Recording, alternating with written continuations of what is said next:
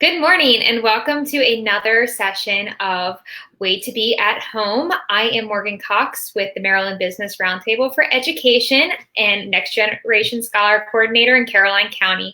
And today we have a special guest with us. Joining us, his name is Xavier Plater, and I am so excited to talk to him today. So before we get started, Xavier, why don't you take a moment to introduce yourself? All right. Hey. My name is Xavier. I'm from West Baltimore. I graduated from Frederick Douglass High School back in 2018. I'm now a rising junior at the Maryland Institute College of Art, where I major in film video. I run a video production company, and I don't know. I'm a film director, entrepreneur, and with a background in media journalism. That's awesome. So your plate is always full, it seems like. Sometimes when it comes to like introducing myself, it's like, okay, what do I say? Because I'm trying to keep this as simple as. Yeah. Completely understandable. Yeah. Well, today we are talking all about life as a student studying art and the arts. So I'm so excited for you to share your experience with any of our audience that may be listening that may not know what they want to do yet, or perhaps they know they want to have some type of career or just start their path in the arts. Right. So tell us a little bit about what you're studying. Okay, so I'm studying, as of right now, entrepreneurship and film. It's a little different than digital videography. Film is more, it's more of a storytelling aspect. So I'm learning how to utilize cinematography, sound, staging, directing, like adding some like multiple elements into one huge thing, turning it into a film, to a motion picture. That's awesome. And what kind of classes, let's start with the entrepreneurship part of it. What kind of classes are required for that? Yeah, so I recently took a entrepreneurship for creative class, and there isn't really a, like, I would say, depending on what school you go to, as for me, like I go to MICA, so MICA doesn't have too many like entrepreneurship classes. However, I do take, like, even when I was in high school coming into college, like I was in the recording arts media production program for like 3 years.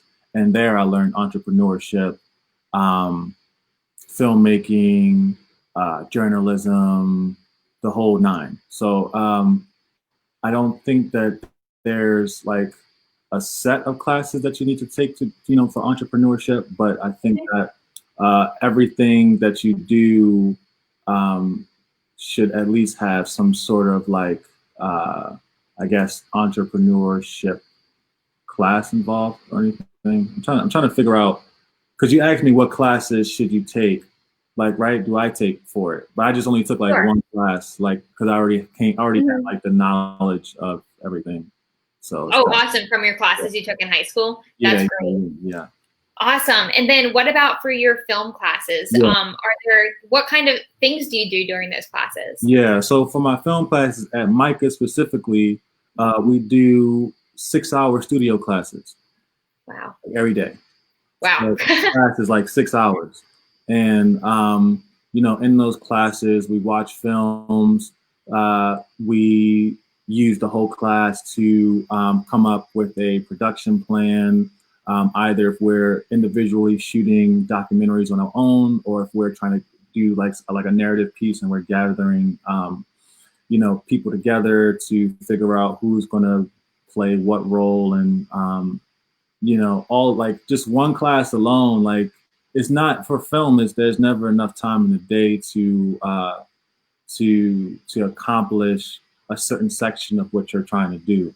It's always going to take about a week or 2 weeks or even more for just the pre-production phase. So different classes teach different things.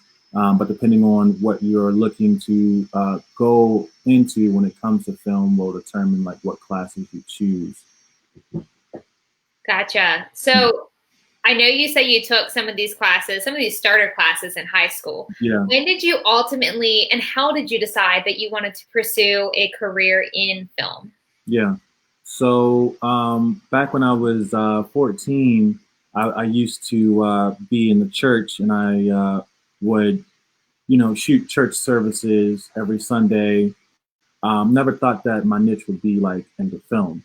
But once I got in, and this was during the time I was in middle school. But once I got to high school, 10th grade, I was introduced to the Recording Arts Media Production program where I met Dr. Patterson, who's the director person of that program. And, uh, you know, after that, I was just introduced to a wide range of like different things, like, and still didn't know that I wanted to be like a film director or cinematographer. I was just like testing the waters. I was shooting things, I was editing things, I was directing things, producing things. But then came along different opportunities from different like companies coming to the Recording Arts Media Production program, which I, accepted, and I was a part of those teams, and I learned more about filmmaking and whatnot to the point where I realized that I wanted to share my story, and that the best platform I can do that on was through film. So I guess in hopes of trying to learn how to tell my story and share my story with the world, and help change society and change all of the inequality things that are happening around here. Like I felt that the best way to have my voice heard is through film, because to me, film and audio is like the most important thing.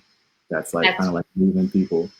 Absolutely. And that's so great. And I love the fact that you didn't think you were initially going to go into it. And it's just something that kind of fell into your lap and you really seem to enjoy it. So with your program, what was the process like of choosing to go into film, or like when you went to go apply to pursue that degree? Was it difficult? Was it kind of an easy, since you kind of knew you wanted to go into film? Nah.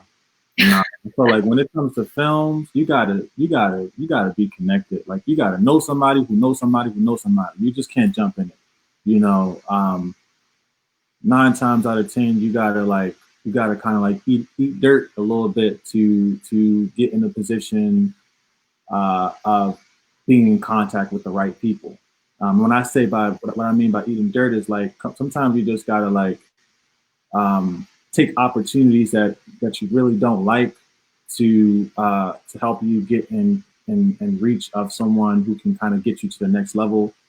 Because I used to shoot like music videos with like rappers, and like they would be pulling out their guns and everything, and um, to me, I'm just like, hey, I'm just a videographer. My goal is to make this money, to do this with you all, so I can get more people to come over to buy my services or whatever. But it got to the point where I was just like, this is not something that I want to do. I'm a filmmaker. I want to tell stories, and I can't continue to put myself in these tough situations to get myself in a better place. So I just had to like kind of trust my gut, and was like, all right, I'm gonna just go take the school route.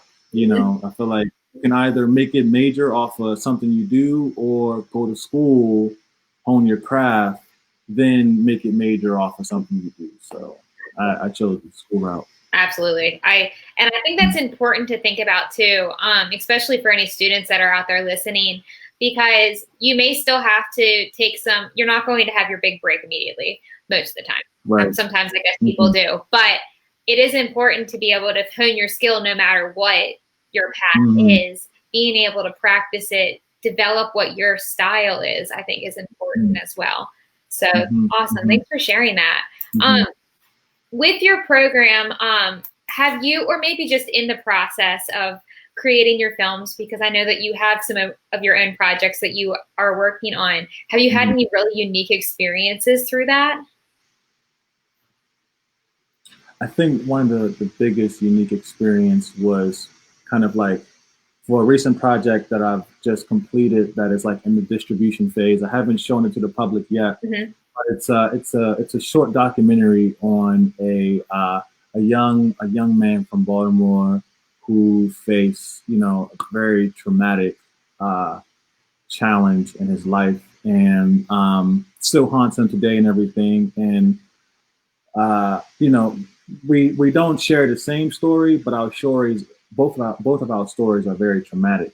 And for me to kind of use my journalism experiences to interview him and ask him like deep, emotional, sensitive questions about his life, and getting him to the level where uh, you know, we share trust with each other, and that he can open up, and just making him feel comfortable. I think that was like, if it was anybody else, I felt like it would have been a challenge, because this guy, like, he's straight from the hood, you know, like, you would, when if you were to look at him, if you were to see him for the first time, you would think that he's a very dangerous person, but he's not, you know. And you have to kind of like give yourself that chance to, and give that person the chance, to allow you to get to know who they are. So I just think that was a very unique experience, just using my own, I guess, environmental skills, my survival skills, or whatever you call it, to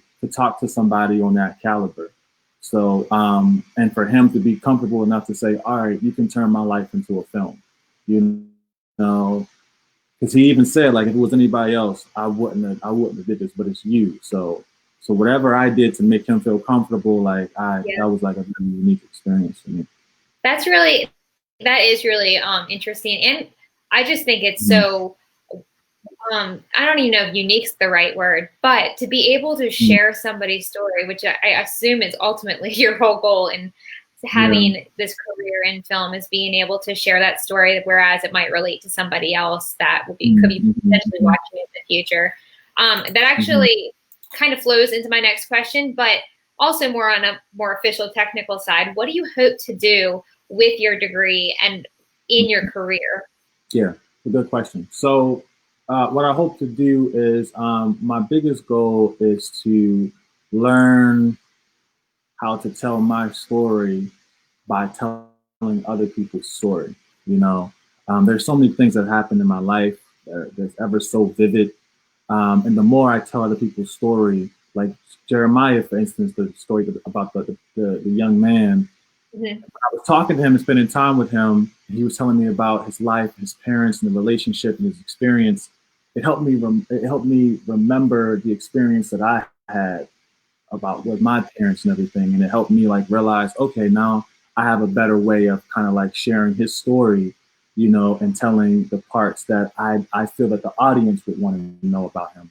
And trying to figure out what led me down to that. But my hopes is to get to a point where I'm not only telling other people's stories, but I'm telling my stories, and that it's affecting people in a way where it's getting them to think about, you know, what they're going through in life, and in regards of, and hopes of giving them hope.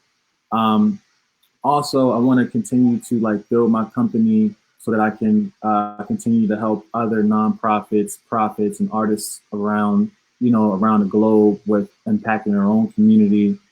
I can go on and on about what I'm trying to do. You know what I'm saying? I'm trying to hopefully get grants so I can, you know, distribute them to students who want to potentially go to college for film, because there aren't so many opportunities to go to college for film, and film school is expensive, you know. So I want to kind of utilize my degrees for the best to kind of help my community, especially the people that are living under unfortunate circumstances. That's amazing to be able to use your platform that you're starting to build for yourself to really help and reach other people. That's just great, and especially at your age, that's phenomenal. Right. So, what is your favorite thing about studying art, or the arts, or film, or I think my favorite thing about art, period, because, you know, I learned that film is art. Everything is art. Me moving my hands, that's art. You know what I'm saying? And I feel like my favorite thing about art can be anything. It could be anything. You could draw a line, a single line, and that's art. And you could look at that line as something so important, you know, more than what anybody else can look at that line as. And it's your art. It's coming from you. It's coming from your emotion. Art is emotion, you know. So once I learned that, and once it like resonated with me, like I started. It wasn't all about making the perfect shot or getting the perfect angle or getting the perfect whatever. It's all about just doing it and letting the audience like feel what they feel from it and take what they can take from it. You know, I learned that about art. Art is just it's something you really can't judge. You know, it's something that if it affects you, it affects you. If it doesn't, it doesn't. And yeah. That's beautiful. I love that. This is a fun question. It's actually from one of our audience members right now. They wrote it in. They want to know who your favorite musical artist, actor, and director is. Mm-hmm. Okay. So my favorite musical artist, I'm gonna have to go with. I'm gonna have to go with. Uh, when you say musical artists, are we talking about like rappers, singers, da da da da, like that, right? Yes. Okay, that's hard. Now you say favorite. I got favorites, but you know, Juice WRLD just passed away. I'm really a big fan of Juice WRLD, especially his freestyles. Now I don't really get down with most of the stuff he be rapping about, but his freestyles is like, you know, it's just so articulate, you know, and he could pretty much rap about anything. But I'm definitely a big fan of Kendrick Lamar and J. Cole because they rap about the streets and they rap about, you know, what's happening in, you know, the Black society and what we need to do as people in the whole to kind of like move to the next level. I really respect that. As for actors, um, Michael B. Jordan is a very, you know, his acting is incredible. There's a few other actors, but Michael B. Jordan is really good at what he does, and it doesn't matter what scenario you put him under, like he's going to make you feel that character. Whatever role he's playing, he's going to make you feel that character, and to the point where you actually will start getting emotional.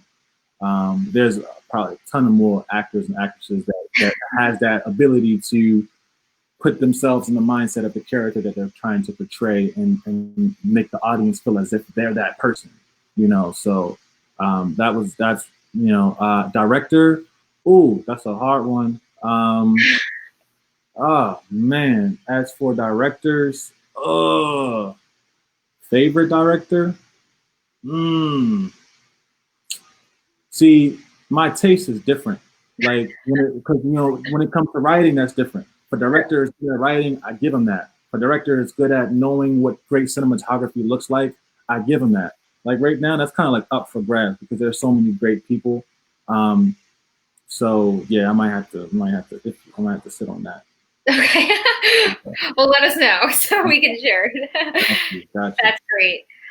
Before I let you go, Xavier, I know we're getting close to the end of our time here, but what advice do you have for any students out there that are dreaming or just wanting to get ready and thinking about having a career in film? Do you have any advice for them? I say at this point, you know, if you're a student in high school, I say start learning as much as you can because to be a great director, you have to be very versatile. You got to be well-rounded in almost everything. You got to know what a great shot looks like. You got to know what great acting looks like. You got to know what color is. You got to know what sound sounds like. You know, you got to know how to organize people, work in a you know with a tight budget on a tight schedule. You got to learn so many things to be the man. You know what I'm saying, or to be the woman. You know what I'm saying. So it's like I say soak up as much as possible and try to reach out to those who inspire you, who are in the field that you're trying to go into, and show them that you're passionate. Show them that you have a passion for this by staying up with them, doing things without people telling you to do it, and showing that like this is the area that you wish to go in. Because I feel like no matter where you go, as long as you're trying to reach a certain goal and as long as you're trying to get somewhere, you're going to get there eventually. But it all shows through your actions because they speak louder than words. That's great. I love it. All of that advice, I 100% support that as well. So it all works out. Well, Xavier, thank you for being with us this morning. It was great speaking with you. And for our audience members, this is just one more reminder to download our app, Way to Be. You can find it in the App Store or on Google Play. And tune in next week for our next Way to Be at Home series. We are talking to first responders and about careers there. So on behalf of MBRT, my name is Morgan Cox, and thank you for tuning in. All right, Morgan. Thank you for having me. Absolutely. Thanks. Really appreciate it. All right, take care. Bye-bye.